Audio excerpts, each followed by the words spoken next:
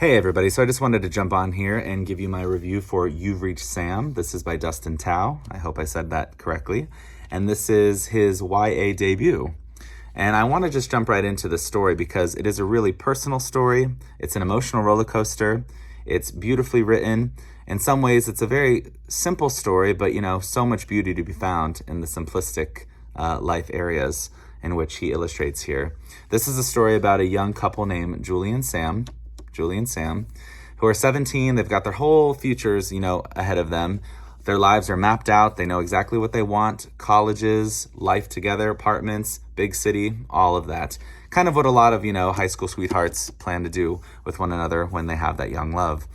And unfortunately, those plans get interrupted when tragedy strikes. And that is because Sam, unfortunately, passes away. And what kind of, unfolds over the next few weeks, of course, we see Julie, who is our narrator here, just kind of explore what grief looks like to her. And as you guys may know, if you've ever experienced grief is different for everybody. And so kind of reading it from her point of view, we just kind of see what that looks like, how it affects other people in the town that know Sam, other, peers of his at his school, friends, family members. And we kind of just see it told through her, narration, of course, but we get to get details of everyone else's views and opinions and how they feel with the news of his death. And then, just trying to figure out how she's going to move forward with her life and not really understanding, because as we know, when grief, happens right away, we're all kind of, a little discombobulated and we don't know exactly how to move forward with our lives. And in an urgency to, wanting to hear Sam's voice just one more time, because, we all want that closure so bad. And I'm pretty sure we've all kind of done something similar to what she does next, is she picks up the phone in any attempt to hear his voice possible, whether it's just a voicemail. When she calls unexpectedly and surprisingly, she has no idea what, would come next, which is the fact that he picks up the phone when she calls him. And that's kind of what the basis of this book is about, and what happens once he answers that first call. And I got to tell you, it's a very emotional ride.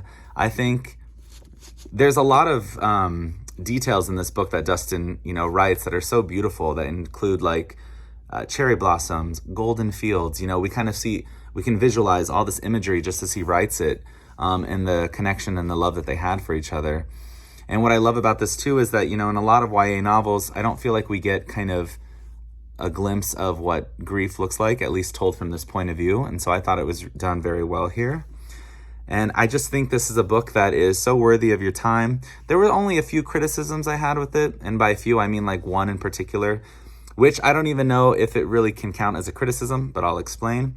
Our character, Julie here, there's a few moments where I feel like she's kind of being repetitive and she's saying the same thing over and over, which, mind you, when you're grieving, that might happen. So that's one of those things where I'm like, as a reader, maybe I'm feeling that's something nitpicky, but as a human being, I don't know if I can fault someone who might be experiencing it that way.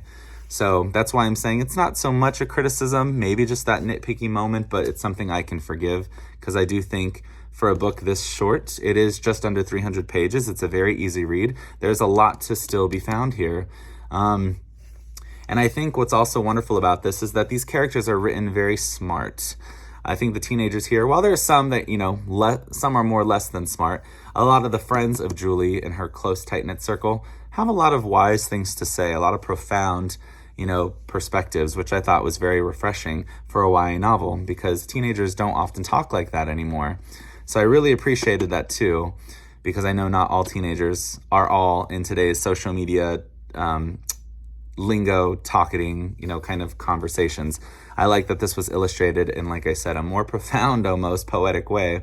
And I thought that was very interesting. But it's a very beautiful story. Again, I think if this is something you are interested in, if you like YA love stories, but also ones that deal with grief and can display that very openly and honestly, I think this is a book that you should check out.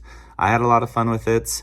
I'm going to be thinking about it for a little while, just because it is a book that will stick with me, because I am somebody who is very open-minded to the idea that we can connect still with our loved ones even after they're gone. And because this story demonstrates that through phone calls, I always wonder, what if there is a possibility that if we just pick up our phone and were to call someone that we've lost, what if they answered, I know that may not be the case, But if you are someone who is open-minded to concepts like that, I think this book is going to be right up your alley. So I love just the fantasy element to it. And again, like I said, the way it's depicted here with some visuals, some imagery, I think it's a really beautiful little story. Again, very easy read. You could probably read it all in a day if you wanted to. And yeah, I'm curious to know if anyone else has read You've Reached Sam. What were your thoughts?